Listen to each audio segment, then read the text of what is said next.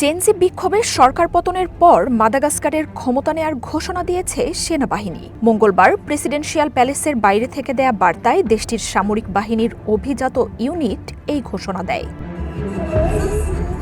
ক্ষমতা নেয়া personal administration and technical and administrative services corps বা CAPSAT মাদাগাস্কারের সামরিক বাহিনীর সবচেয়ে প্রভাবশালী ইউনিট। নিয়ন্ত্রণ নেয়ার পরই দেশটির গণতান্ত্রিক প্রতিষ্ঠানগুলোর কার্যক্রম স্থগিত করেছে বাহিনীটি। 2 বছরের জন্য অন্তর্বর্তী পর্যায় ঘোষণা করা হয়েছে। মাদাগাস্কারের সাংবিধানিক আদালত কর্নেল রান্দ্রিয়ানা নিরিনাকে দেশটির নতুন নেতা হিসেবে ঘোষণা করেছে। ক্ষমতা গ্রহণের পর দেশটির সরকারি প্রতিষ্ঠানগুলোতে পরিবর্তনের বার্তা দিয়েছে বাহিনীটি। আগে যেমনটা জানিয়েছি, মাদাগাস্কারে কোনো কিছুই কাজ করছে না। কোনো প্রেসিডেন্ট নেই, সেনেট নেই, কোনো সরকারও নেই। তাই আমরা এই দায়িত্ব নিয়েছি। অবশ্যই নির্বাচন আয়োজন হবে। 18 থেকে 24 মাসের মধ্যেই নির্বাচন দিয়ে আমরা অন্তর্বর্তী দায়িত্ব থেকে সরে যাব। সরকারের দুর্নীতি, বেকারত্বের মতো কারণে জেনজি বিক্ষোভে কয়েক সপ্তাহ ধরেই উত্তাল ভারত মহাসাগরের দ্বীপরাষ্ট্রটি।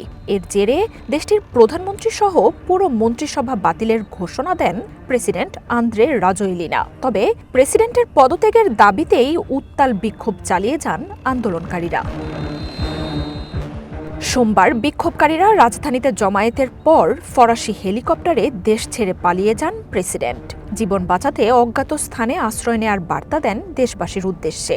তবে নিজের অনুপস্থিতিতেই মঙ্গলবার ইমপিচমেন্টের ভোটাভুটি হয় পার্লামেন্টে।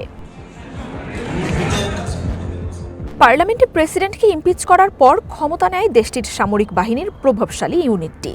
এর আগে রাজোয়েলিনার প্রতি সমর্থন দেয়া বাহিনীটি গত শনিবার আন্দোলনকারীদের সাথে যোগ দেওয়ার কথা জানায়। সামরিক বাহিনীর ক্ষমতা দখলকে স্বাগত জানিয়েছে আন্দোলনকারীরা। প্রেসিডেন্টের পতনের পর উল্লাসে ফেটে পড়েন তারা।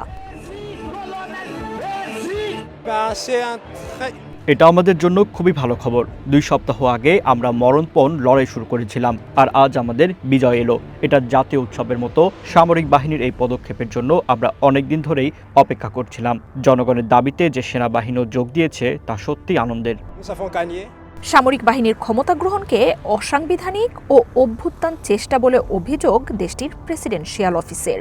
এখনও প্রেসিডেন্ট রাজোয়েলিনা দায়িত্বে আছেন বলেও বার্তায় বলা হয়। মাদাগাস্কারের পরিস্থিতি নিয়ে উদ্বেগ জানিয়েছে আমেরিকা, ফ্রান্স সহ অনেক দেশ।